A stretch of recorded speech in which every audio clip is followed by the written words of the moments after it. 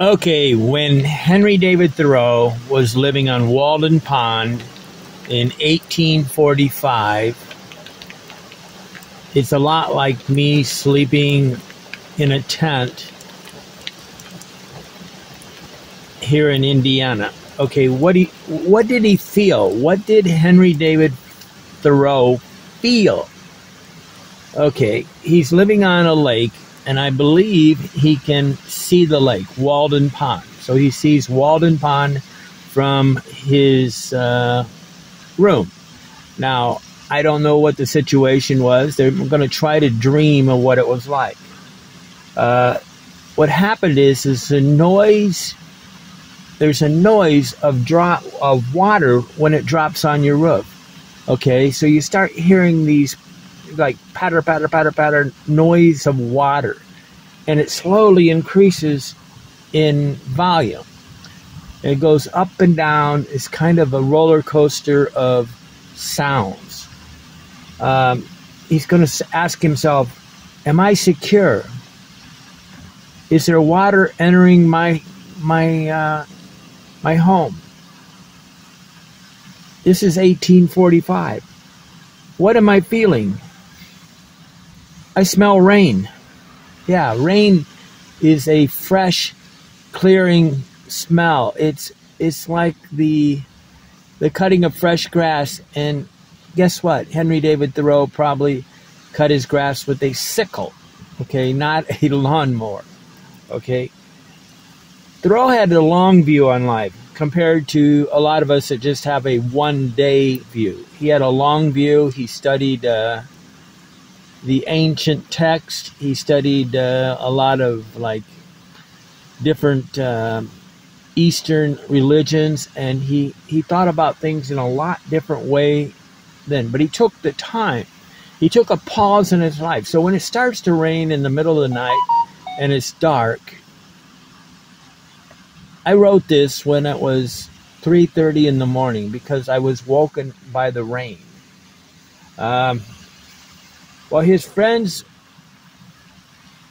were at home in their bigger houses, he was on the lake alone in solitude thinking, do I have dry fuel? He had 4 different things he talked about: shelter, food, fuel. Fuel was one of the biggest important things. And living in my tent, I realized that the radical changes of temperature is one of the biggest situations I have to deal with. It can get extremely cold very quick, gets very hot very fast. The house temperature changes all the time.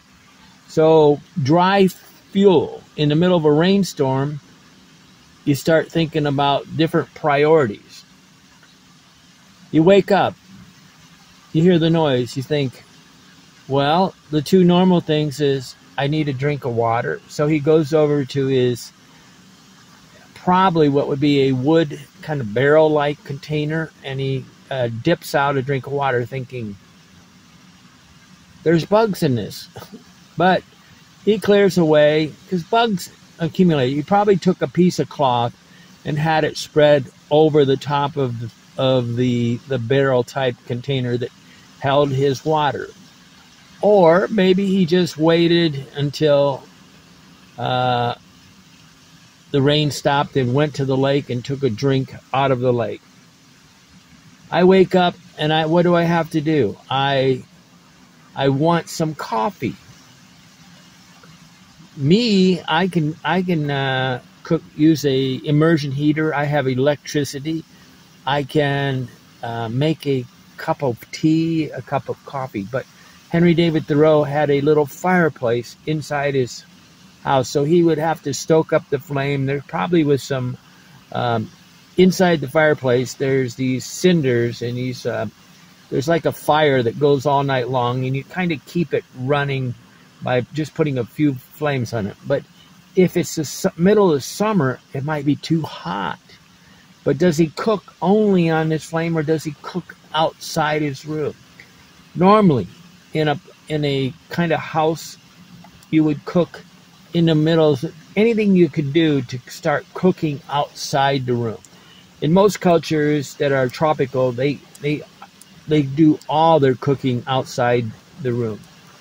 But he says, oh yeah, I have to urinate. So he goes and opens the door, walks a couple steps out, and urinates. What happens right now if he has to, in the middle of the rainstorm, he decides he has to go defecate. It's not that simple, guys. We don't have umbrellas in 1845. They had what they called oilcloth that was covered with linseed oil that would do it. I would probably think that he had a big leather hat that was kind of soaked with oil to keep the water off of it, and maybe a good piece of leather from cow leather. That's what I would have had. I wouldn't have had a linseed thing. A big piece of leather is much better protection against the rain in 1845. You hear the noise. You stand outside the door. The rain will wash away the urination. But bugs are attracted to the light. So he has a candle. He doesn't have electrical lights. He has candles. The rains rise and fall. They're like what we would call a roller coaster, but in 1845 they didn't know what a roller coaster was. So it's like the rising of the waves on the ocean. Bugs are attracted to light, so he doesn't want it. 1/2 hour before the sunrise and 1/2 hour after the sunrise is when the most mosquitoes. He's close to a lake. He's got to be very careful of all the feelings of insects, spiders, snakes, and different things that enter your door. He's got to make sure the seal on the door is things. So he's probably got some cloth rolled up in front of the doorway so that the insects cannot come on underneath the door, and he probably has some paper that covers the thing, or cloth that covers, that stuffs into the joints of the door. He looks for his jacket because he's thinking, it just got colder, it got cooler, my room is wet, I need to be a little more comfortable. He doesn't know the temperature because in 1845 nobody has a thermometer. Okay, it wasn't till about 1890s that maybe they started. Do I need wood? He's asking himself. Rain jackets. He doesn't have one. He probably has a hat. 1845. Everybody is living in a special type of house. He doesn't care about the temperature. He doesn't think of the future. He doesn't know. He just looks at the sky to look at the clouds. He's not, there's no radio, so he's sitting there looking at the sky, studying the sunset, and he has a good feeling on how long before the sun rises.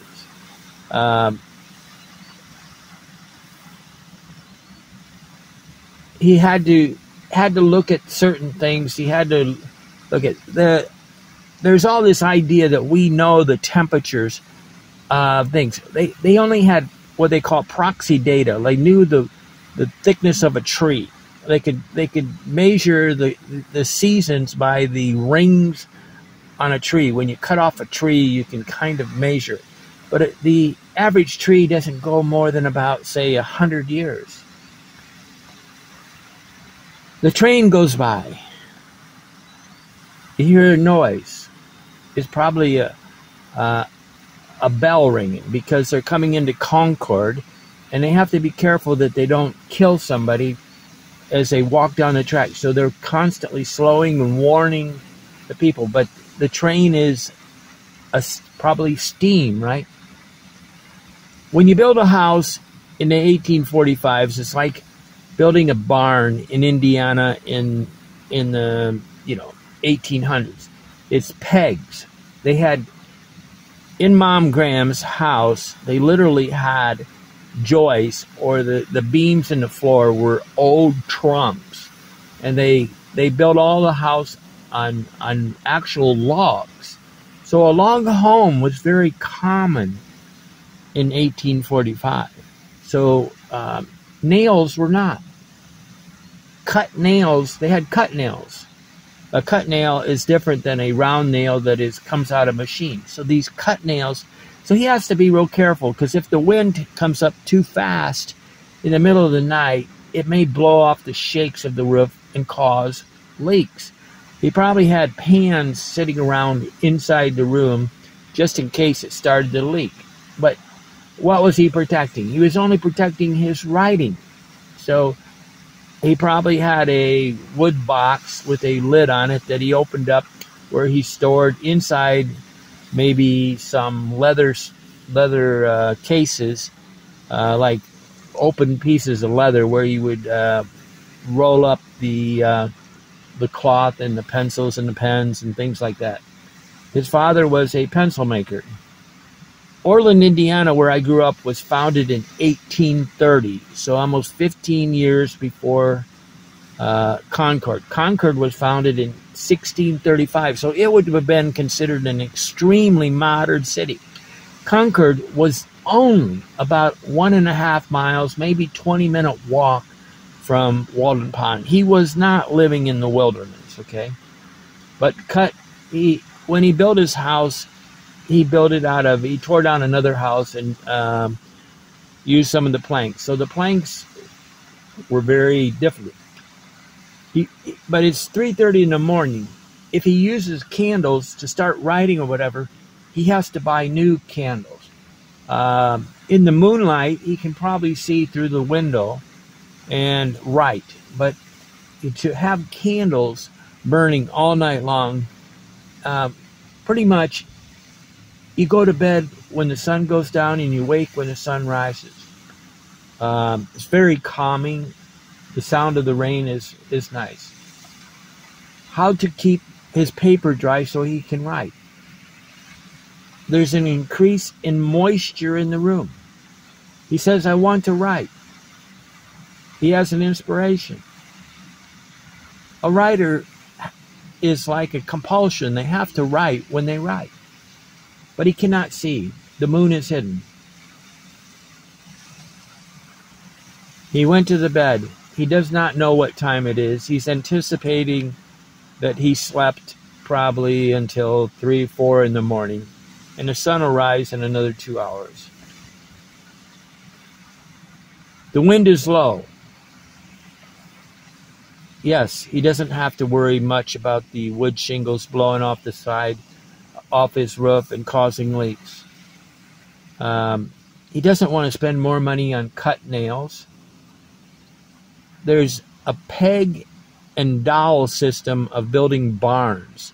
Okay, they have big beams that they hewn out of with an axe, and then they drill a hole with a hand drill, and it's about, say, 1.5 inches in diameter, and then they take a piece of wet wood that's hewn especially to pound into this hole. They'd probably take a wood hammer and they pound it into this hole, and then when it expands and dries, it becomes solid.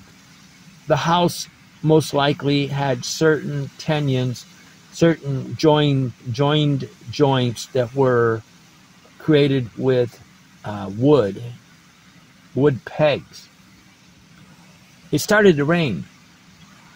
What happens when the rain is all the birds stop making noise? He's still thinking all night long, is there anything that I forgot to protect? He's storing wood inside his house because that's the only dry place. He asked himself, did I secure my world? He fantasizes, he dreams of a time when people lived in even a more primitive way. When the first settlers came into the United States, they probably slept in their Conestoga wagons with a heavy-duty cotton or canvas-type material soaked down with probably linseed oil to keep it from letting water through. He wakes up. Finally, the sun rises. It's foggy. He can, as is normal, when the sun rises, the rains kind of diminish. He decides to go for a walk to the town.